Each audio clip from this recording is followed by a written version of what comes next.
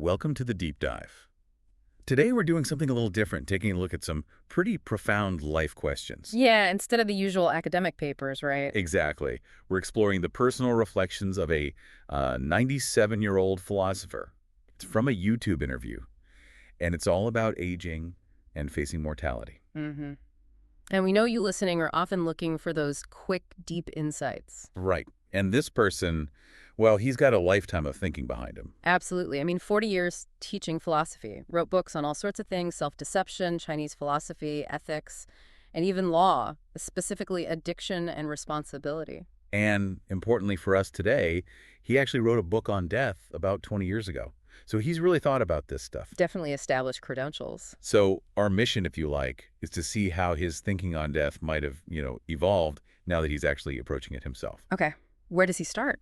Well, he kicks off by saying something interesting, that the psychology of old age is really quite difficult for younger people to properly get their heads around. Yeah, he talks about that loss of ability. It sounds like a major theme. It does. He talks about how lifelong habits, things you just do, suddenly clash with your body's limitations. Right, that internal disconnect. You know, intellectually, you maybe can't do it anymore, Yeah. but the instinct, that lifelong habit is still there telling you to try, and then the frustration, or maybe just the struggle to accept it. He gives that specific example, knowing you can't, but still feeling that urge, like your mind hasn't caught up with your physical reality. Mm-hmm. And then there's the effort involved, just the usual things of life, as he puts it. Things that used to be automatic. Exactly. Now they take real effort, maybe need help. And he's quite open about that being a personal challenge, accepting that dependence. That makes sense. It touches on identity, doesn't it? Mm. So much of how we see ourselves is tied to what we can do, our independence. Good point. When that fades, it must shift how you view yourself. Definitely a big psychological adjustment. Okay, so let's rewind. He wrote that book on death, 20 years back? What was the core argument then? Well, going back to that earlier work, his line was pretty logical, almost stoic, you could say. Okay. His argument was basically there's no reason to fear death because it's just non-existence. Okay. A state where you can't suffer, can't be unhappy, can't be anything. So nothingness can't hurt you, essentially. Yeah. No logical grounds for fear. Pretty much, yeah. A classic philosophical position. Right. But this is where it gets really compelling now. He says in this interview that intellectually, he still thinks there's no good reason to fear it. But the idea now haunts him. His word. Wow, haunts. That's a strong word.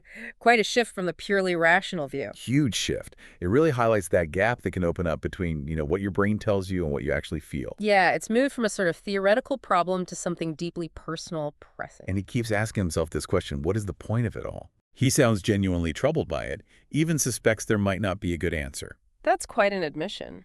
He even wonders if it's maybe a foolish question, and that the silent answer, as he puts it, might just be, well, that there's no point. That's stark, especially from a philosopher who's spent a life seeking answers. You really see how lived experience getting older might reshape even deeply held intellectual beliefs. That abstract idea of non-existence probably feels very different when it's not so abstract anymore. Absolutely. The emotional weight changes. And then there's another really significant factor he brings in, loss. Specifically, his wife passed away. They'd been married around 70 years. 70 years. That's incredible. And the loss must be immense. He describes it so powerfully. He says her absence isn't like a memory, it's a present emptiness. Oh, wow. And that he feels like half of me is gone. It's just, yeah. You can feel the depth of that connection, that loss. It's not intellectual, it's visceral. He even shares this memory, holding her hand as she was dying. It makes the finality so real. And you have to think that kind of profound personal loss would inevitably color how he feels about his own mortality now. It seems almost certain. But then there's another twist, almost. Okay. He talks about this unexpected, really intense appreciation for the present moment, for simple things. Like what? He gives the example of just seeing the trees on his deck, something he must have seen thousands of times. Right. But now, he says, looking at them is almost a transcendent experience. He sees this marvelousness he never fully appreciated before. That's fascinating. It's like his senses are heightened, maybe, sharpened by knowing time is limited. Could be. It makes you think about how we often only truly value things when we realize they won't last forever. It really does. That preciousness becomes so clear. But here's the paradox he points out himself. This newfound intense appreciation for life. It actually makes accepting death harder for him. Ah, right, because now he feels what he stands to lose even more acutely. Exactly. Now that he's really seeing the beauty, the thought of it ending is more painful. He says it brings tears to my eyes. That makes perfect emotional sense. That Yeah. desire to just keep experiencing, keep connecting. Yeah. So he gets to this point where he contrasts this feeling with other philosophical problems he worked on, problems he felt he'd sort of solved intellectually. But not this one. Not this one. He says the question of death, for him personally, now, it's just not resolvable. It's shifted entirely from theory to just the core of his existence right now, an unresolved thing. That honesty is really something. A lifetime dedicated to thinking things through and then admitting this biggest question of all, it doesn't have a neat intellectual answer for him anymore. Yeah, his final thought in the clip we saw was just, so I just go on existing and waiting. Wow. Just existing and waiting. Incredibly powerful and vulnerable. So wrapping up this deep dive, we've really traced quite a journey in his thinking. From that rational dismissal of fear based on So our non-existent, intellectual argument from years ago. right, to now, this very real emotional confrontation with mortality. And it seems heavily shaped by, well, getting older, that immense loss of his wife. And that unexpected heightened appreciation for just being here. Exactly.